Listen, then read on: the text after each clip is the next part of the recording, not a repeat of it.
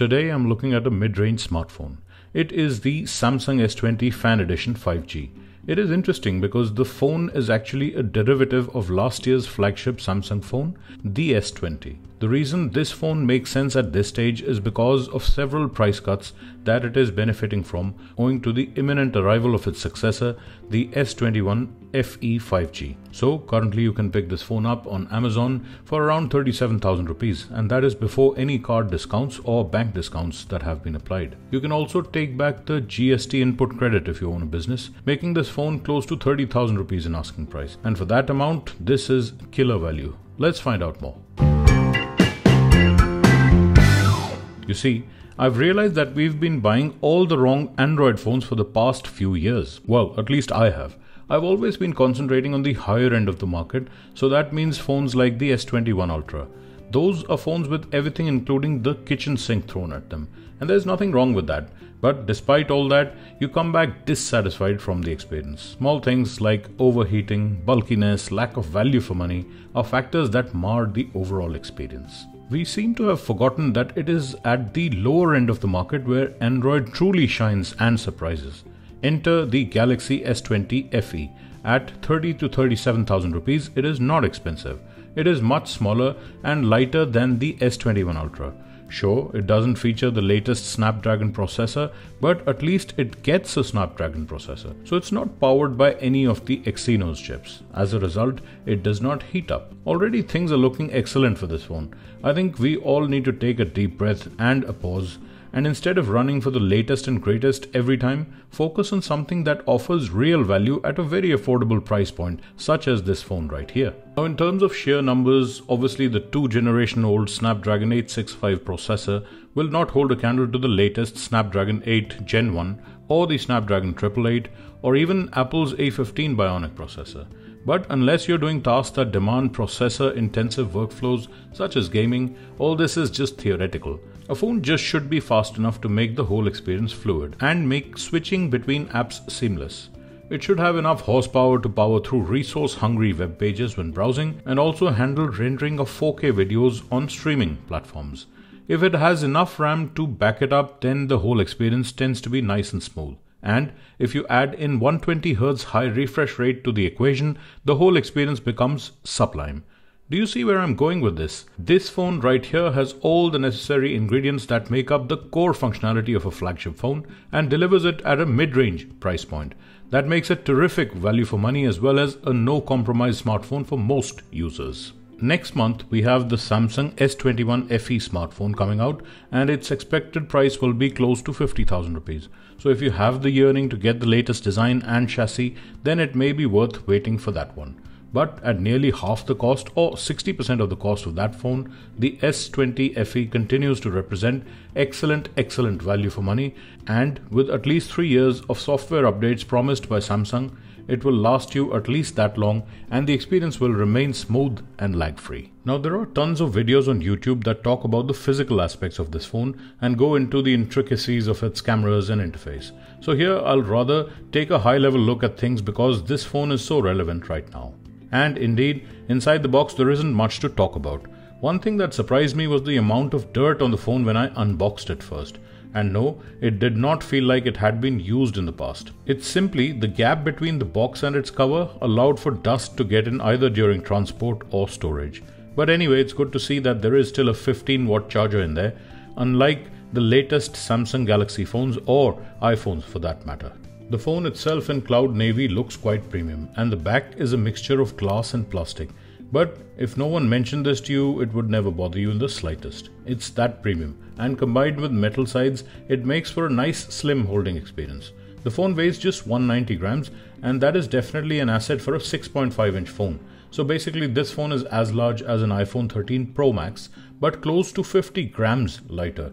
In fact, it is even lighter than the 6.1-inch iPhone 13 Pro, which is 13 grams heavier. Now in terms of the cameras, sure, you're not getting the latest and greatest advancements in iOS and Android computational photography. So that means if you were to take portraits in a low light environment, the shots come out darker and softer than they do on the latest Pro iPhones. But for most situations, they are just as vibrant as Samsung photos have been for the past 6 or 7 years and are absolutely ready to be shared to social media. So you can tweak them in an app of your choice as well. It also features a 3x optical zoom, which the latest iPhones have only just got in the Pro versions, and can digitally dial in up to 30 times on an image. Basically, with all this, you have to decide how much you value features such as photography and the incremental upgrades that you get to see every year, and weigh the cost versus benefits by increasing the amount you spend to acquire a greater smartphone. In simple terms, the S20 FE cameras will certainly feature in the top 10 smartphone cameras even today, and at this price point, you simply cannot argue with that. In terms of the battery life, frankly speaking, I haven't used this phone extensively to be able to give a final verdict. But going by what other reviewers have said, and also looking at the battery stats of my initial usage, I can safely say that it will last a full day of use, and that is really where you want to be. No phone can really convincingly last for 2 days if you're really using it. So that means you will be charging it overnight anyway. So any phone that can last from early morning to late night is good enough in terms of battery life, as long as you do not have to economize in any way on your daily usage. Of course, there are many variables with battery life, and the way the phone is used will dictate the ultimate screen on time. But the idea should always be to strike a balance between the longevity and active usage. It's a shame that the phone can only be charged at a maximum of 25 watts by buying a faster charger separately. Things have gone crazy in the Android world in terms of fast charging, so this certainly is an area where this lags behind. But frankly speaking, I would rather have a phone that lasts all day, and then I don't care about what speed it charges at when it's getting charged overnight. I would rather have this than a phone that discharges its battery at an alarming rate and I keep charging it, albeit at a very fast rate, during the day. The speaker quality on the phone is also excellent, and I was genuinely surprised by the loudness and fullness that it offered. You will really appreciate this when watching videos or listening to music on this phone. Now, a few points to remember here. 1. This is a dual SIM phone with a hybrid SIM tray. That means you can put 2 SIM cards or 1 SIM card and a micro SD card up to 1 TB in capacity. Whilst that is excellent, you can't have a high capacity SD card and 2 SIMs running in this phone. You may be thinking that you might get away with using 1 eSIM and 1 physical SIM along with an SD card, but my research has shown that the Fan Edition does not have the necessary hardware to support an eSIM. Secondly, on the 120Hz display there is no adaptive mode. That means if you choose to run at the higher refresh rate setting, the screen will always be refreshing at 120Hz, irrespective of what app you're using.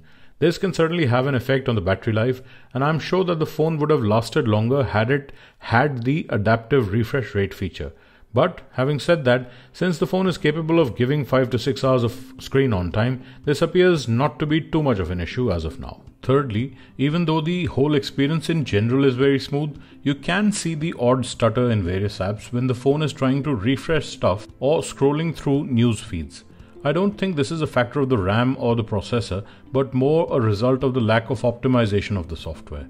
This is something that you never get to see in iOS. That operating system handles these kind of situations differently. In iOS, you will simply see a spinning ball instead of more content trying to push up as you scroll compared to what Android does. Which one is better will depend on your likes and dislikes. So there you have it. This is perhaps the best open secret in the Android world right now. If you can stomach having a last gen phone at a great price, then this is an excellent choice even going into 2022. I consider this video more as an overview rather than a review at a very pertinent time to draw your attention to a phone that offers the best of everything at a stupendous price, only for a short while perhaps. So do check it out while stocks last by clicking the links in the description. Hope you found this video useful, and if you did, please consider subscribing to this channel. Thanks for sticking by till the end, and I will see you in the next one.